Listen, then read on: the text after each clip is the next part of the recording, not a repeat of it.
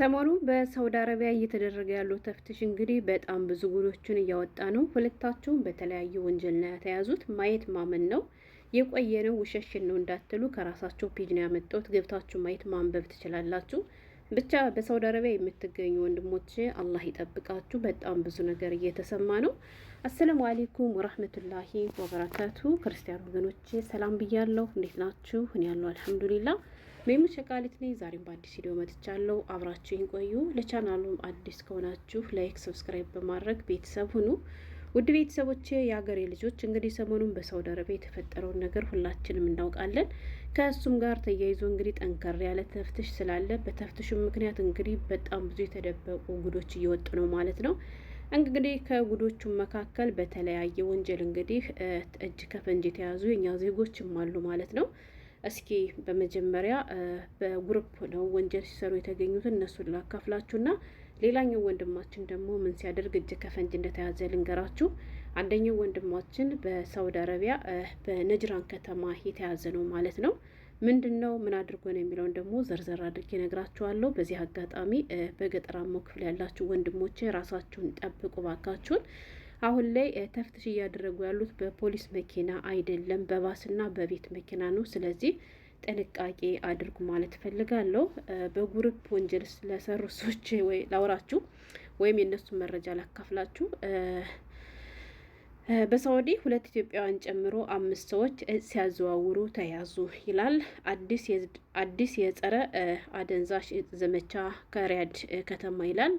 የሳውዲ አረቢያ የጸረ አደንዛዥ እጽ ባለስልጣናት በሪያድ ባደረገው ከፍተኛ ክትትል እጽ በማዘዋወር የተጠረጠሩ ግለሰቦችም በቁጥጥር ስር መዋሉን አስታውቋል ይላል።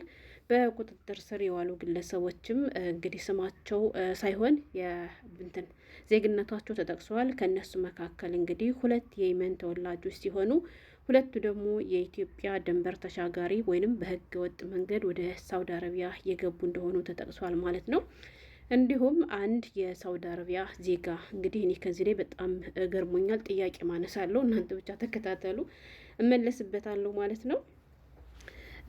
አንደኛው እንግዲህ የሳውዲ አረቢያ የራሳቸው ዜጋ ነው። እነዚህ ግለሰቦች በድምሩ 18 ኪሎ ግራም ሀሺሽ እና ከፍተኛ ቁጥር ያላቸው የቁጥጥር ስር ያሉ አደንዛዥ እጽ ክኒኖች ሲያዘዋውሩና ለሽያጭ ሲያቀርቡ ተይዘዋል። የባለስልጣኑ መልእክትም ግልጽ ነው ብሏል።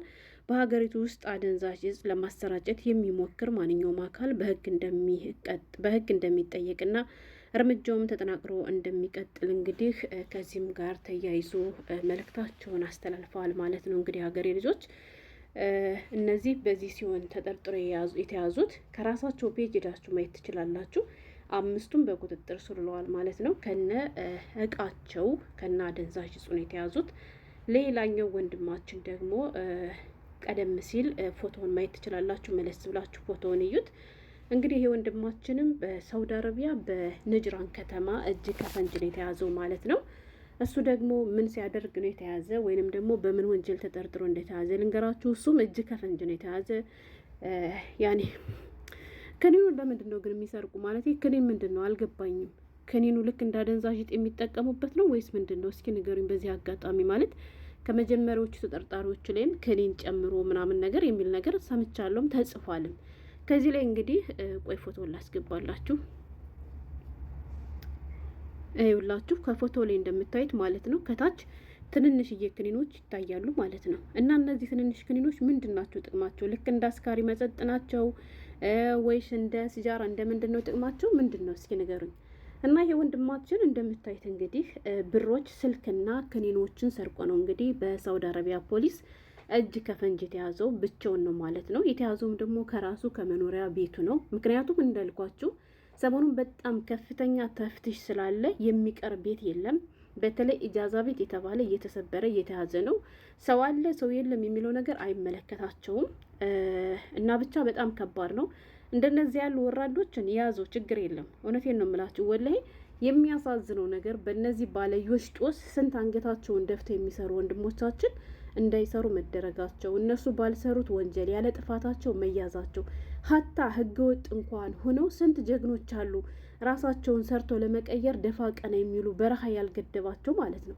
እና አንዳንድ ባለየ ልቅምቅሞች ደግሞ ተሰርቶ ከሚለወጥበት ሀገር ተቀምጠው ራሳቸውም ተዋርደው ህዝብን ሀገርም የሚያዋርዱ ለእነሱ ሲያንሳቸው ነው ይበላቸው ማለት ነው።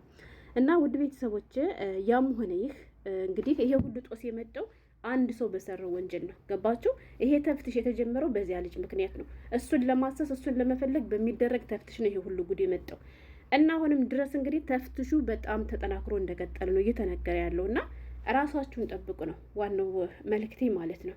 ውሸት ነው ምናምን የምትሉ ልጆች አላችሁ። ወላሂ ውሸት አይደለም። ከስንት ቀን በፊት ራሱ መካ ላይ ብቻ ወደ 450 የሚደርሱ ተይዘዋል ማለት ነው። በነገራችን ላይ እየተያዙ ያሉት ወንዶች ብቻ አይደሉም፣ ሴቶቹንም ያገኙትንም እየጠረጉ ያሉ። በዚህ አጋጣሚ የመኖሪያ ወረቀት የሌላችሁ እህቶቼ አሁን ላይ ስራ ላይ ከሆናችሁ የፈለገ ያክል ደሞዝ ቢቀንሱባችሁ የፈለገ ያክል ችግር ውስጥ ምናምን ያን የራሳችሁን የማይጎዳ ነገር ከሆነ እባካችሁን አትውጡ። ለምን ብትሉ ትኩረት እያደረጉ ያሉት ኢጃዛ ቤትና በተለይ ደግሞ ወደ ገጠር አካባቢ ነው። እናንተ ስራ ቦታ ከሆናችሁ ችግር የለውም።